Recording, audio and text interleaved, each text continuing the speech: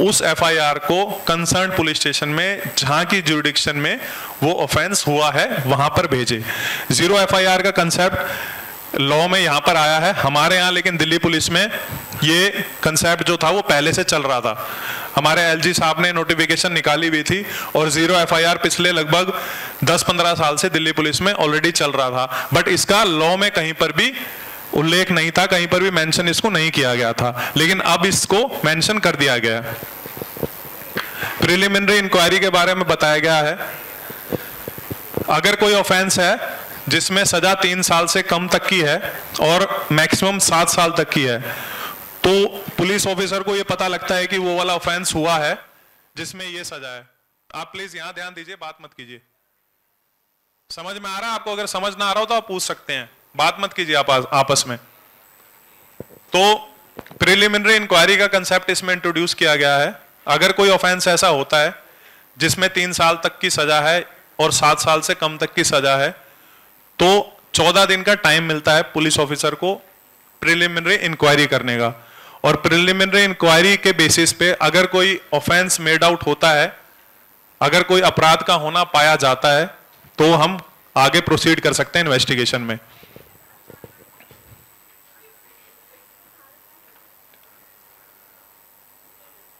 अब इसमें एक और चीज इंट्रोड्यूस की गई है, mandatory visit of forensic experts.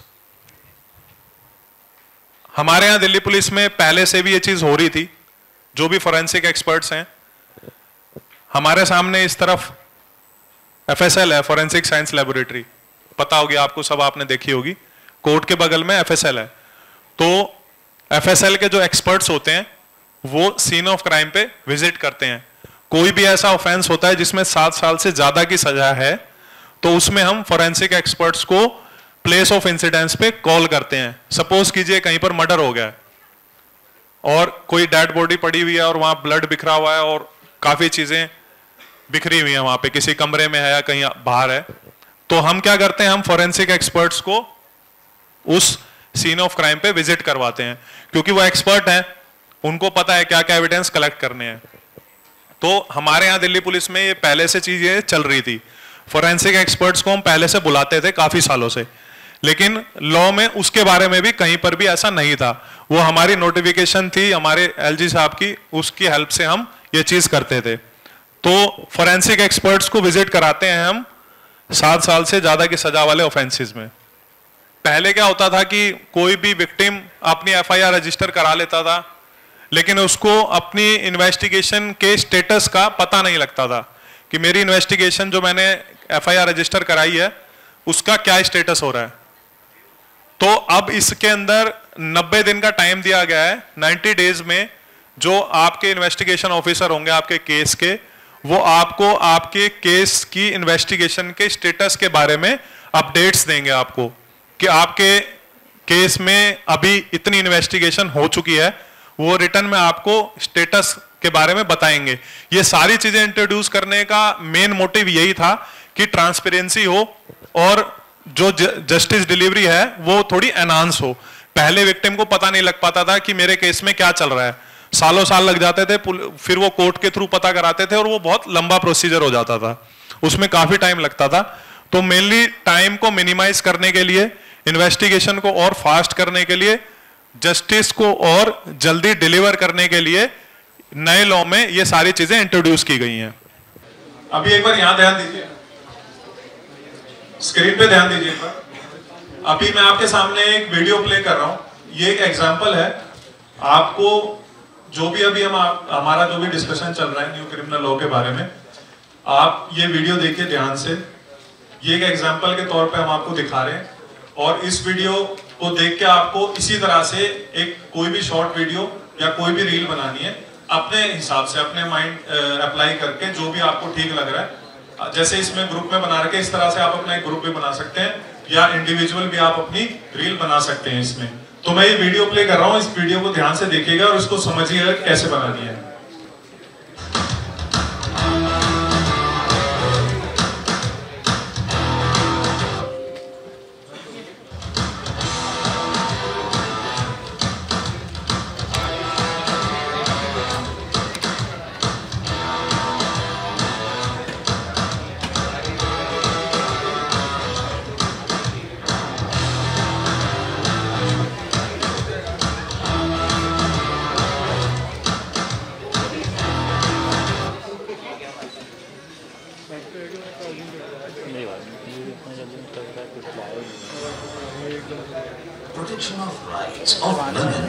minor girls. Under new criminal laws, there is provision of harsh punishment against the crime of gang rape of minor girls. It is now a crime to have physical relations.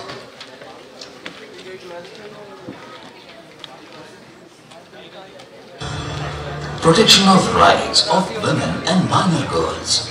Under new criminal law, there is provision of harsh punishment against the crime of gang rape of minor girls. It is now a crime to have physical relations with a woman by fraudulently obtaining her consent or by making a false promise of marriage. Strong provisions of the new law, citizens' security and women's dignity.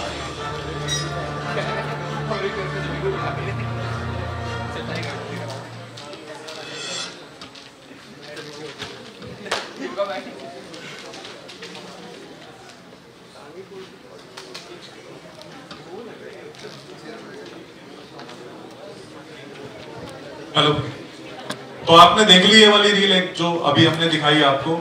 इस तरह से आपको reel बनानी है और जिसकी भी reel को सेलेक्ट किया जाएगा तो उनको रिवॉर्ड मिलेगा 10,000 रुपीज का, और डिस्ट्रिक्ट में 3,000 रुपीज का, जो ये वाला पुलिस स्टेशन का एरिया जो। तो अभी हम भारतीय न्याय संहिता के बारे में थोड़ा सा ब्रीफ देखेंगे। पहले इंडियन पिनल कोड हुआ करता था इसका नाम, अब जो है भारतीय न्याय संहिता है। तो नाम में ही डिफरेंस आप देखिए, वहां पर पिनल के बारे में यानी कि सजा के बारे में ज्यादा फोकस किया गया था, और यहाँ पर न्याय के बारे में कि न्याय दिलवाना है एक्यूज्ड को, विक्टिम को न्याय दिलवाना है, उसके ऊपर ज्यादा फोकस किया गया है। तो भारतीय न्याय संहिता है जो इसने आईपीसी को रिप्लेस किया है, और इसमें 358 सेक्शन है और 20 चैप्टर है। इसमें क्या है, जो पनिशमेंट है वो एनहांस कर दी गई है, जो मैंने पहले भी आपको बताया था, और जो फाइन है उसके बाद उसको भी बढ़ा दिया गया है। आप इधर ध्यान दीजिए, बात मत कीजिए, थोड़ी देर का ही सेशन है, यहाँ पर फोकस कीजिए। हाँ जी, पीछे यहां से दिखाई दे रहा है मुझे, शांत हो जाइए, थोड़ा सा सुन लीजिए जो मैं बता रहा हूं, कहीं ना कहीं आपका फायदा ही होगा। सर ने आपको ये अभी बताई थी, आपके फायदे के लिए है ये। थोड़ा क्रिमिनल लॉ के बारे में आपको पता होगा तो आपको अपने राइट्स के बारे में पता होगा, और कोई भी आपको कैसे भी करके बेवकूफ नहीं बना पाएगा। बहुत लोग डिजिटल अरेस्ट वगैरह के भी शिकार हो रहे हैं आजकल, और नए नए लोग ही हो रहे हैं जिनको टेक्नोलॉजी के बारे में ज्यादा पता होता है। तो इस तरह की भी बहुत चीजें हो रही हैं यहाँ पर। अगर आपको लॉ के बारे में पता होगा तो आप विक्टिम नहीं बन पाएंगे। 20 नए सेक्शन इसमें ऐड कर दिए गए हैं। स्नैचिंग एक वर्ड ऐड किया गया इसमें। पहले स्नैचिंग का कोई भी ऐसा सेक्शन नहीं था भारतीय न्याय संहिता आईपीसी में, लेकिन अब स्नैचिंग का एक अलग से सेक्शन ऐड किया गया है। मॉब लिंचिंग के बारे में ऐड किया गया, हालांकि वर्ड मॉब लिंचिंग उसमें यूज नहीं किया गया है। मर्डर वाली सेक्शन में ही एक और सब सेक्शन ऐड कर दी गई है। इसके बाद ऑर्गेनाइज्ड क्राइम है, पेटी ऑर्गेनाइज्ड क्राइम और टेररिस्ट एक्ट, ये तीनों वर्ड्स भी इसमें ऐड किए गए हैं। तो इसमें ऑर्गेनाइज्ड क्राइम के बारे में बताया गया और टेररिस्ट एक्ट के बारे में बताया गया, जो पहले इसमें नहीं थे। False promise of marriage employment और बाय सप्रेसिंग द आइडेंटिटी, तो पहले ऐसा नहीं था, ये रेप की कैटेगरी से इसको बाहर कर दिया गया। अगर कोई भी आदमी किसी महिला को झूठ बोल के या बेवकूफ बना के उसके साथ सेक्सुअल इंटरकोर्स करता है तो वो इस सेक्शन में कवर होगा। डिसीटफुल मींस द्वारा, झूठ बोल के या फिर अपनी आइडेंटिटी को छुपा के। इस तरह से इसमें कुछ फाइन जो थे पहले 10 रुपए, 100 रुपए, 200 रुपए, इस तरह से फाइन हुआ करते थे, तो अब उन फाइन को बढ़ा के 1,000, 2,500, 5,000, 10,000 इस तरह से फाइन्स को बढ़ा दिया गया है। और मिनिमम पनिशमेंट के बारे में भी इंट्रोड्यूस कर दिया गया है इसमें। कम्युनिटी सर्विस मैंने आपको बताया था अभी पिछले उसमें कि कम्युनिटी सर्विस एक नई पनिशमेंट ऐड कर दी गई है इसमें। कम्युनिटी सर्विस के बारे में अगर कोई पेटी ऑफेंस होता है तो कोर्ट जो है कम्युनिटी सर्विस करने के लिए उस एक्यूज्ड को बोल सकती है। कम्युनिटी सर्विस का मतलब ये होता है कि पेड़ पौधे लगाना या साफ सफाई करना इस तरीके से, मतलब वो पनिशमेंट ना होके कम्युनिटी के लिए सर्विस करे।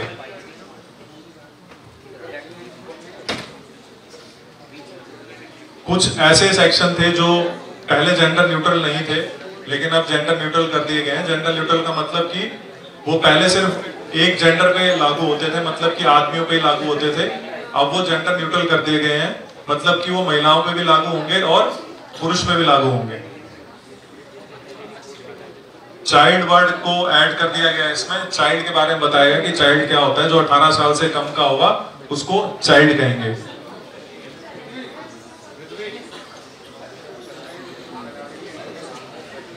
तो भारतीय न्याय संहिता के बारे में अभी हमने देखा कि किस तरह से इसमें कुछ नई सेक्शन ऐड की गई हैं, कुछ नए ऑफेंसेस ऐड किए गए हैं, उनमें क्या क्या सजा है वो ऐड की गई है और फाइन जो है वो ऐड किया गया है। अब जो तीसरा हमारा लॉ है वो है भारतीय साक्ष्य अधिनियम, BSA। तो जो पहले इंडियन एविडेंस एक्ट हुआ करता था वो भारतीय साक्ष्य अधिनियम उसको बना दिया गया है। कुछ कॉलोनियल टर्म्स थे इसमें, उनको रिमूव कर दिया गया है। यूनाइटेड किंगडम, लंदन गैजेट, इस तरह से कुछ टर्म्स थे उनको रिमूव कर दिया गया है। डॉक्यूमेंट्स की परिभाषा इसमें बताई गई है। पहले डॉक्यूमेंट्स की परिभाषा अलग थी, अब चेंज कर दी गई है। इलेक्ट्रॉनिक मींस का इसमें इंट्रोडक्शन दे दिया गया है। कोई भी इलेक्ट्रॉनिक या डिजिटल रिकॉर्ड होगा वो भी डॉक्यूमेंट कहलाएगा।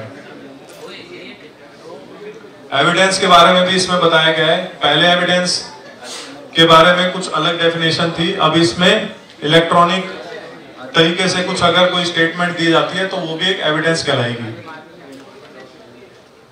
कोएर्शन एक वर्ड ऐड किया गया है इसके अंदर। एक से ज्यादा लोगों का ट्रायल, अगर उसमें से एक आदमी कोई भी अगर एब्सकॉन्ड हो गया, अगर भाग गया देश से दूसरे देश में चला गया है, तो उसका ट्रायल ज्वाइंट कर सकती है कोर्ट। एक्सपर्ट के बारे में बताया गया। एक्सपर्ट क्या होता है, जैसे मैंने बताया था आपको कि कोई भी FSL एक्सपर्ट हम बुलाते हैं सीन ऑफ क्राइम पे, तो इस तरह से कोई भी ऐसा एक्सपर्ट हो किसी भी फील्ड का कोई भी ऐसा एक्सपर्ट हो, उसके बारे में बताया गया।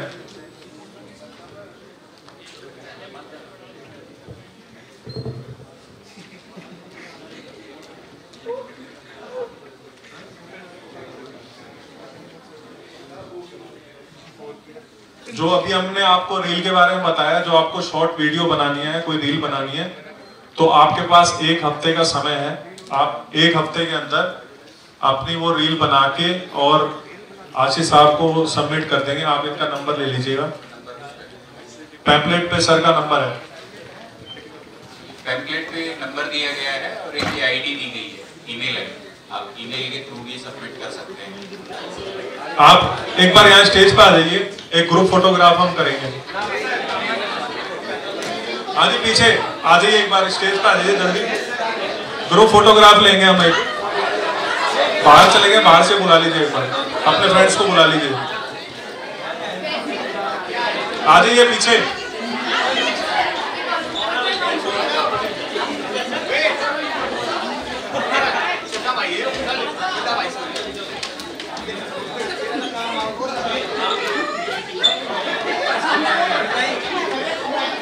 आ जाइए, आप भी आ जाइए, क्यों बैठे हुए, आ जाओ।